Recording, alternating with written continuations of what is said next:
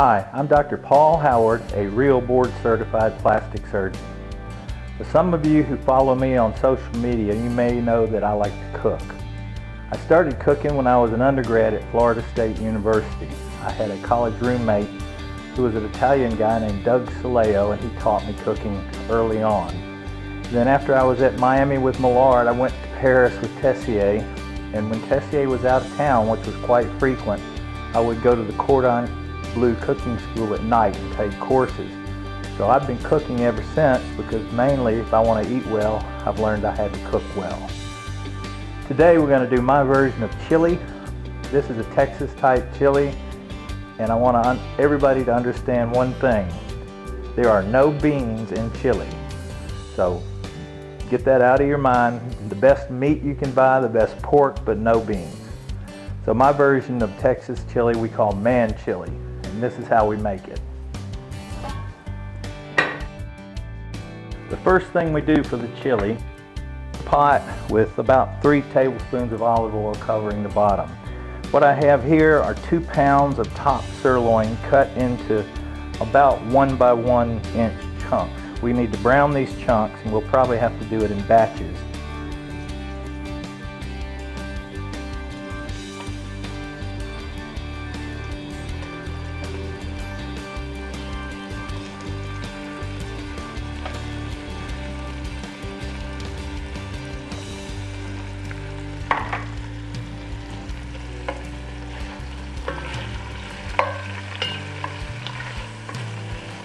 We just stir them around, get them brown on all sides.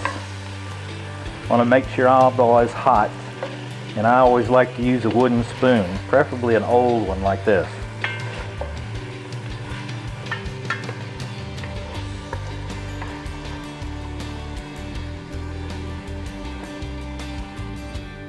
I browned the sirloin steak. Takes about 5 minutes. We did it in batches, and we've got it over here cooling and draining on paper towels. The next thing we do is we add the ground beef. What I have here is a little over a pound of top ground 80-20 mix. It's best to use the best ground beef you can get. Like I said, this is a little over a pound. It all goes in together. And we have about 12 ounces of chorizo sausage with the casings taken out and chopped up and ready to go. That goes in with the ground beef.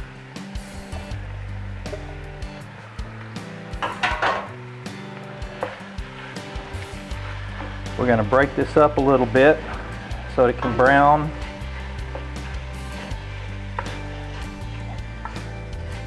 And to make the kitchen smell good and everything taste good, the next thing we do is we add the onions.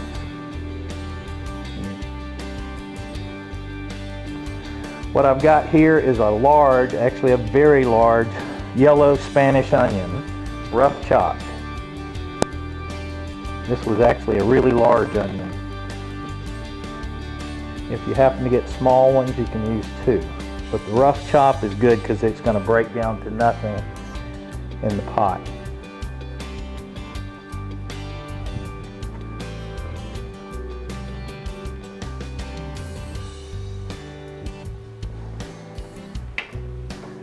I'll up the heat a little bit. Mix this all together, break up the meat, and let this brown for about 5 minutes. I hope you guys have smell-o-vision, because this really smells good with these onions in there browning. No need for seasoning yet. The next thing we do after this browns is we'll add our seasoning. Smell-o-vision. I can't wait. Next thing we do is we add that brown sirloin back in. Lots of good meat. No beans. Now we're going to add our seasonings. What we have here is 1/3 cup of chili powder, 2 tablespoons of garlic salt, 1 tablespoon of cumin and 1 tablespoon of fresh dried basil from our garden.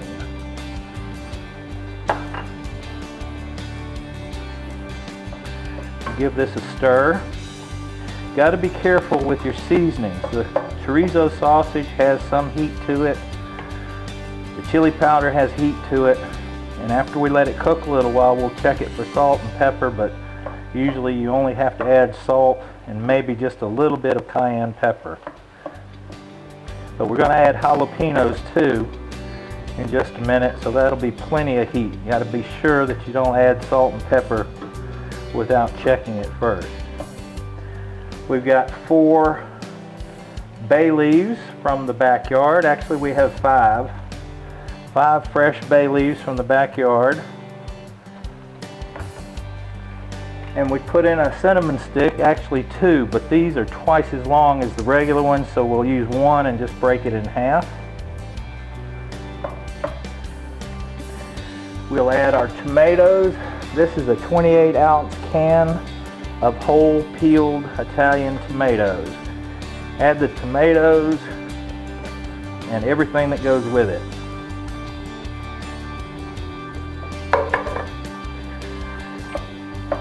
And we'll start breaking these tomatoes up right now, but by the time this thing cooks, the tomatoes should be completely broken down.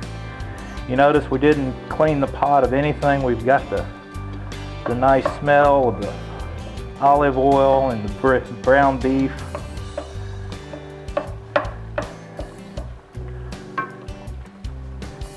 The next thing we do now is add our liquid. We're going to start with about half a box of organic beef broth. This is a 32-ounce box, so we'll probably do about half of it and keep the other half in case we have to add some later.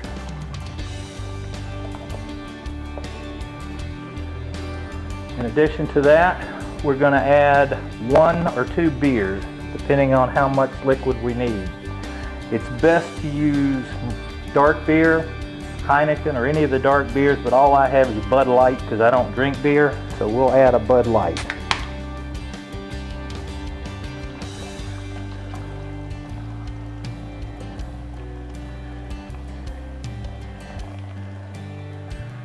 And in this case, I think we'll add 2 of them.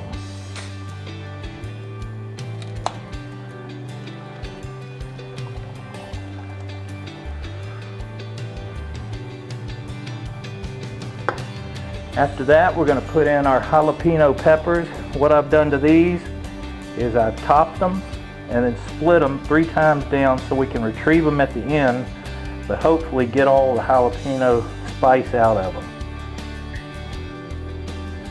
The last thing we do is a whole head of cilantro.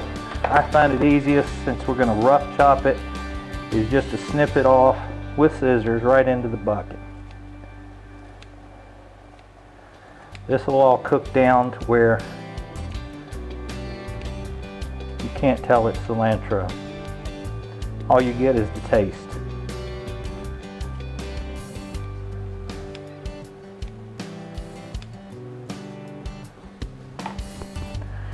We'll give this a quick stir. You should smell this stuff.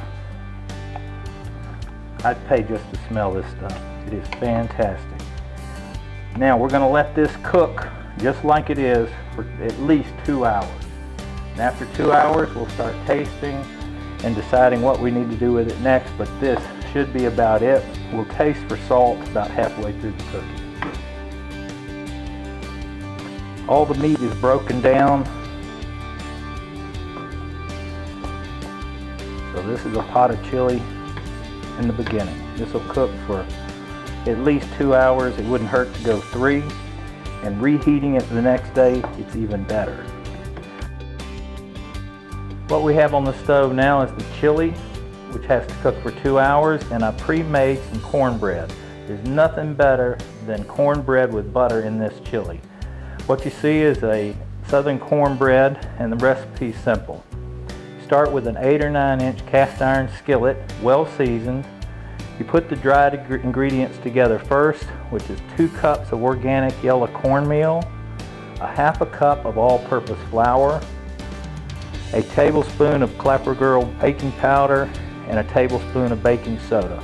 You mix this ingredients, and then you take one large egg, beat it ahead of time, add it to the dry ingredients.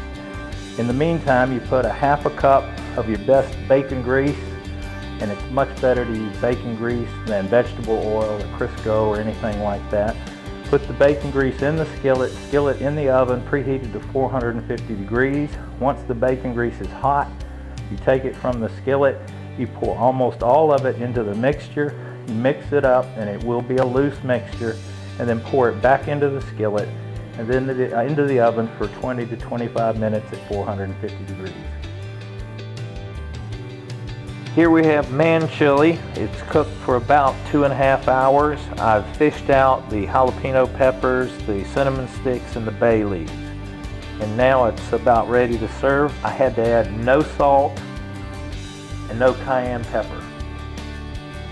Ready to serve. All right, here we have our man chili. We're going to garnish with grated cheddar cheese and a dollop of sour cream. And you see we've already buttered our southern cornbread, and it's ready to go. Let's dip some cornbread in here.